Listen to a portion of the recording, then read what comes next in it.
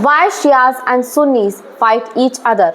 शिया और सुन्नी दोनों ही इस्लाम के फॉलोअर्स हैं, इस्लाम के बिलीवर्स हैं, कोर बिलीवर्स, लेकिन इसके बावजूद भी ये दोनों ही फैक्शंस हिस्टोरिकली एक दूसरे से डिस्प्यूट में रहे हैं। इवन आज की कंडीशन ये है जहाँ पर इंटरनेशनल लेवल पर कंट्रीज़ की फ़ाइट भी एक दूसरे से शिया वर्सेस सुन्नी हो गई है। तो इसे समझना होगा कि exactly Y both of them fight each other. तो इसकी जड़ें जुड़ी हैं उस समय से जब प्रॉफिट मोहम्मद के सक्सेसर्स डिसाइड होने थे। प्रॉफिट मोहम्मद की 632 में डेथ हुई। अब इसके बाद में डिसाइड होना था कि उनका सक्सेसर कौन होगा। इसमें एक फैक्शन ऐसा था जो ये कह रहा था कि प्रॉफिट मोहम्मद के जो कज़न हैं और उनके सन इन लॉ हैं अली इब्न अबी तालिब, वो सक्सेसर बनेंगे प्रॉफिट मोहम्मद के, और ये फैक्शन था शिया फैक्शन। जबकि दूसरा फैक्शन ये कह रहा था कि एक कम्युनिटी बनेगी, उस कम्युनिटी में से एक काउंसिल बनाई जाएगी, वो काउंसिल डिसाइड करेगी कि प्रॉफिट मोहम्मद के सक्सेसर कौन होंगे। अब इसी पर दोनों ही के बीच में एक डिस्प्यूट क्रिएट हो गया और ये था एक religious dispute, religious point of view कि सक्सेसर कौन होगा प्रॉफिट मोहम्मद का। इसने शुरुआत कर दी शिया और सुन्नीस के बीच में फाइट की और दो फैक्शंस क्रिएट कर दिए इस्लाम में, शिया वर्सेस सुन्नी फैक्शन। लेकिन इसके अलावा शियाज और सुन्नीस एक दूसरे से आइडियोलॉजिकल डिफरेंसेस भी काफ़ी हद तक फेस करते हैं। इन दोनों की रिलीजियस रिचुअलिस्टिक आइडियोलॉजीज एक दूसरे से काफ़ी डिफर करती हैं।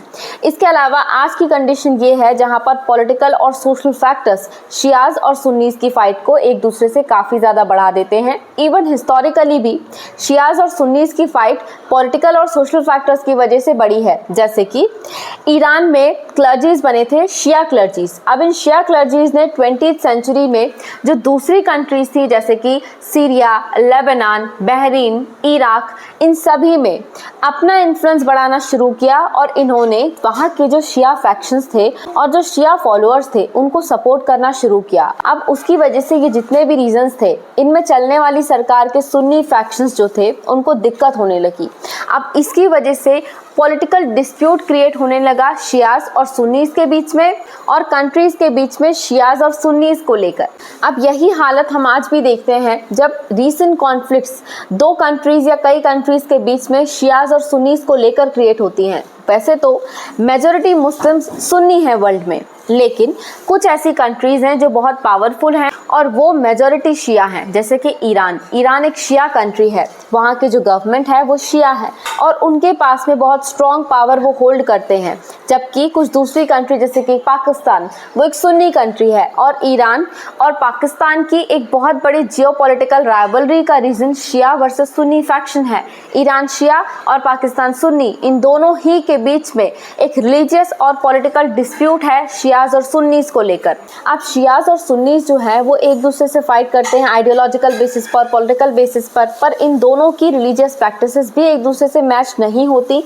कुछ हद तक एक दूसरे से लोग डिफर करते हैं अपनी अपनी रिलीजियस मान्यताओं को लेकर। जैसे कि जो शियाज हैं वो 12 इमाम्स में विश्वास रखते हैं, 12 इमाम की टीचिंग्स को शियाज फॉलो करते हैं। जबकि जो सुन्नीस हैं वो खलीफ को अपना लीडर मानते हैं जिसे कम्युनिटी के द्वारा चुना जाएगा। वो ये नहीं कहते कि प्रॉफिट मोहम्मद के जो सक्सेसर्स हैं या लिनिएज को फॉलो किया जाए नेसेसरीली, बट कम्युनिटी के द्वारा जो लीडर बनेगा उसे वो खलीफ मानेंगे और उसी को वो अथॉरिटी मानते हैं, सुन्नी फैक्शन।